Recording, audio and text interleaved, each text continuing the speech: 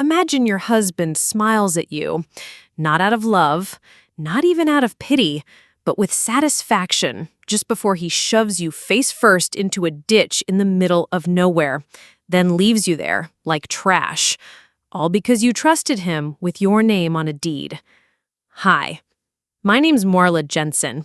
I'm 54 years old, a retired elementary school teacher from Tybee Island, Georgia. I've spent most of my life putting other people first, my students, my daughter, and especially my husband, Carter.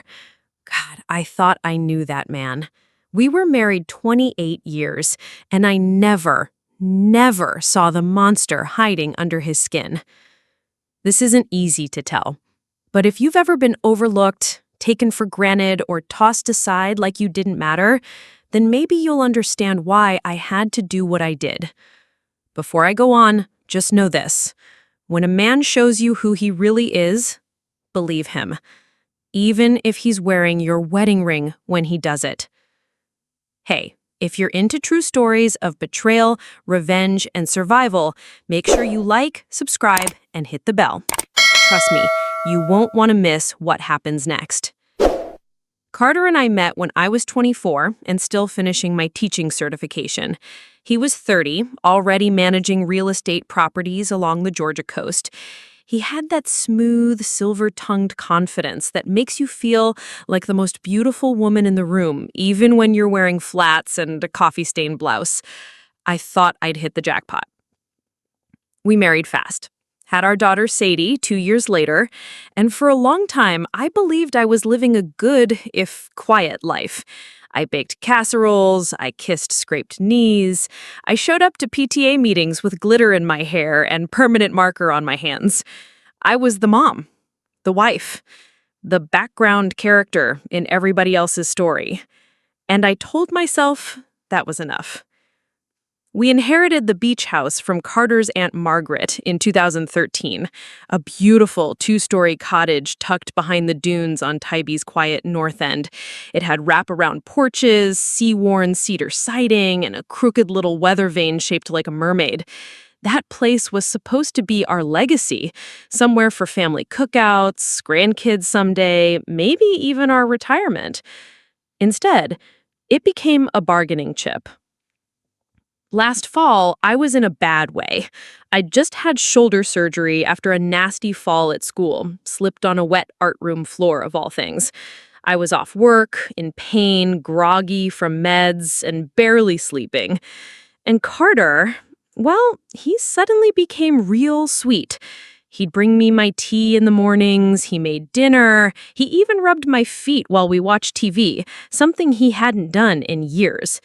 It was like the husband I remembered from our early days was suddenly back. I clung to that. So when he asked me to sign some updated paperwork for the beach house, I didn't question it. He told me we were moving the property into a tax shelter LLC for Sadie's future. He used big words like asset protection, estate transfer, and trust fund language. He even said Sadie was in on it, that she agreed we should make sure the house stayed in the family. I was on muscle relaxers and half asleep when I signed. My hand was shaky, but he kissed my forehead like I'd done something noble. "You're making the right call, honey. You always do." 3 weeks later, I found out he was having an affair. It wasn't even subtle. Some 28-year-old from Savannah who called herself Ashley with a G-H. I found texts on his work phone while trying to send myself a picture of Sadie from our last family cookout. There were photos, too, graphic ones. I confronted him, shaking, crying, confused. He barely flinched. Said, "I was going to tell you, but I didn't want to stress you while you were healing." Stress me? I was sick. I vomited right there on the bathroom floor. And he stepped over me, said he was going out to clear his head. I tried to call Sadie, but she didn't pick up. She'd grown distant over the past year, spending more time in Atlanta with her fiancé, growing more and more like her father in ways that made my heart sink. I'd raised her to be smart, independent, I didn't realize Carter had been poisoning the well, making me out to be fragile, scattered, too emotional. I was losing them both. A week later, Carter asked me to go with him out to the woods behind the old family property near Darien, land we barely visited anymore. He said there was a shed full of tools he wanted to donate and he needed help sorting through it. I was still limping from surgery, but he insisted. "Fresh air'll do you good," he smiled. It wasn't until we'd driven miles past any cell reception that I felt the first flicker of real fear. The sun was dipping low, the road turned to dirt, Spanish moss curled down like claws from the cypress trees. Something about the stillness made my neck prickle. "I don't see a shed," I said, stepping out of the truck. He didn't answer. I turned to look at him, and that's when he shoved me. No warning, no hesitation. I hit the ditch hard, muddy, full of brambles and slick pine needles. Pain exploded through my shoulder and spine. I tried to scream, but my mouth filled with dirt and leaves. Carter looked down at me with the coldest eyes I'd ever seen. Not angry, not guilty, just done. "Thanks for signing over the beach house. Should fetch a pretty penny once I clean it up." Then he turned and left. I don't remember much after that. Just cold, darkness, the sound of a whippoorwill somewhere in the trees. I don't know how long I laid there. Hours, maybe? My phone was back in the truck. My body wouldn't cooperate. I kept passing out. Every time I opened my eyes, the stars seemed to shift places in the sky. Eventually, I managed to drag myself out. My hands were raw, one of my ribs felt cracked. I stumbled barefoot for nearly half a mile before a local hunter found me curled beside a deer stand. He thought I was dead. I spent 3 days in the hospital. Carter never visited. I didn't call the police. Not yet. Not because I was afraid, no, because something in me had changed in that ditch. I'd spent my whole life folding myself into smaller and smaller spaces just to keep other people comfortable. And now I was done shrinking. He thought he'd buried me. He had no idea what I was capable of. And he sure as hell wasn't ready for what I left waiting for him in that beach house. I didn't go back to the beach house right away. Truth be told, I wasn't even sure I'd ever walk again without a limp. The fall, no, let's call it what it was. The attempted murder had done more damage than I let on to the hospital staff. They bandaged me up and asked polite questions I dodged with half smiles and vague lies. "He was out of town when I fell. I slipped trying to get out of the truck." She squinted at the bruises around my neck and said nothing, just wrote something down on her clipboard and tightened my IV. I wasn't ready to tell the truth yet, because the truth, that would have ended in a courtroom, in mugshots, in Sadie showing up on Carter's side, tears in her eyes, begging the judge not to punish her daddy. No, the system wasn't gonna save me, but I could save myself. And I'd do it the way I always had, quietly, thoroughly, and with a lesson he'd never forget. I waited 6 days. 6 long, aching, calculated days. I stayed at my friend Ruby's place in Garden City. She's an old teacher friend who keeps a guest bedroom stuffed with crossword puzzles and lavender lotion. She didn't press, just handed me a warm blanket and poured sweet tea strong enough to strip paint off a Buick. I didn't say the words, "He left me for dead," but she knew. Every night, I laid in bed and stared at the ceiling fan, hearing Carter's voice on repeat, "Thanks for signing over the beach house," like it was a joke, like I'd handed him my bones on a silver tray. By the 3rd night, I stopped crying. By the 5th, I had a plan. What Carter didn't know, What he never cared to ask was that I had a background in estate law. Before I went into teaching, I'd interned at a firm downtown. I spent 2 summers drafting living wills and reading the fine print no one else bothered with.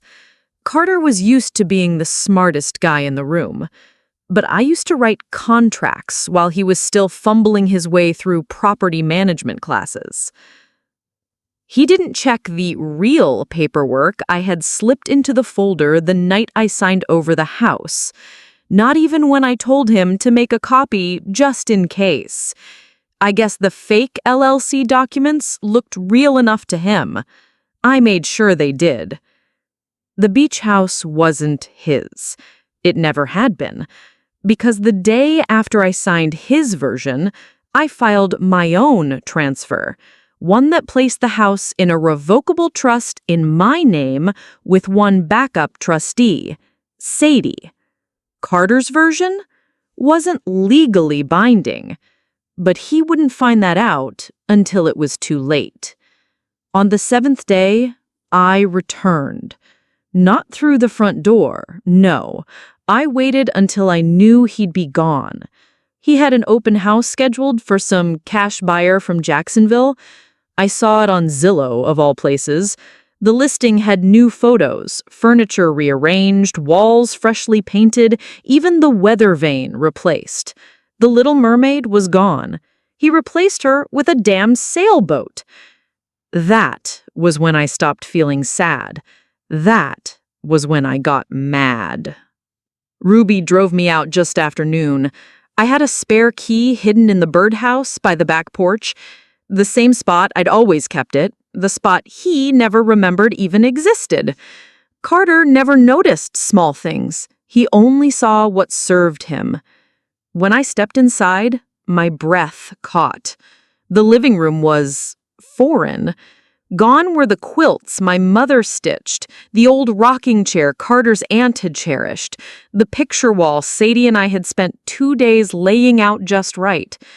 Instead, the walls were bone white, modern furniture, some generic driftwood art above the mantel. It was like he'd scrubbed me out of the house completely, like I was a smudge he couldn't stand to see anymore.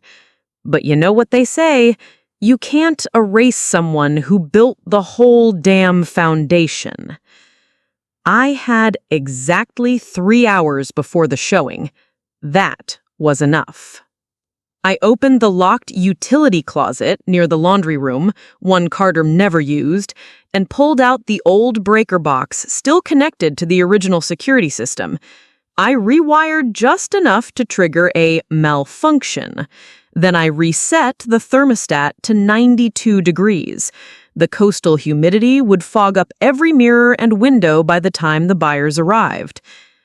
In the upstairs closet, I hung the old family photos he'd boxed away, the ones with his ex-alcoholic father and screaming matches over inheritance, the ones I knew he never wanted seen. I scattered unpaid tax documents and eviction warnings from one of his failed properties under the master bed, all real, all tied to Carter's name. And in the drawer of the hallway console, I left a single sheet of paper, a copy of my trust deed, signed, stamped, legal, just enough to spook any investor with half a brain. I was almost finished when I heard a car door slam. Too early. I peeked through the shutters. Carter. Alone. No buyer in sight. And he looked frantic. I froze. For one heartbeat, I considered hiding in the guest bath. But then I saw it. The envelope in his hand. Yellow. Thick. Familiar handwriting. Sadie's handwriting. He opened it, and now he knew. The front door flew open with a bang. "Marla, you in here?" I stepped out of the hallway slowly. He stopped short when he saw me, like he'd just walked into a ghost. You lied to me." I smiled. "No, Carter. I just stopped letting you lie to me." His face twisted. "This isn't yours anymore. You gave it to me." I walked towards him, calm as still water. "No, sweetheart. You thought I gave it to you because you thought I was weak, because you thought I wouldn't read the fine print, because you thought leaving me to die in a ditch would never come back to haunt you." "You don't have proof," he snapped, sweat prickling at his temple. "The house is in my name." "No, it isn't. It's in the name of a trust I created, with Sadie as secondary trustee. Ask her if you don't believe me. She sent you the letter, didn't she?" His mouth opened, closed. For once, Carter Jensen had nothing to say. I reached behind me and clicked on my phone, voice memo running since the second I heard his car door slam, just for good measure. "You're bluffing," he muttered. I leaned in close. "Then go ahead," I whispered. "Call the cops, call the lawyers, hell, call the buyer. But I'd hurry. That investor from Jacksonville, she's not who you think she is either." His face went pale. "What do you mean?" I stepped past him, grabbed my purse, and paused at the doorway. "You forgot something, Carter," I said softly. "I spent my entire life cleaning up other people's messes. I know how to make something disappear without a trace." I walked out of the beach house with my head held high and the sun warm on my back. I didn't look back, not once. But later that night, just after sunset, I got a text from Sadie. A picture.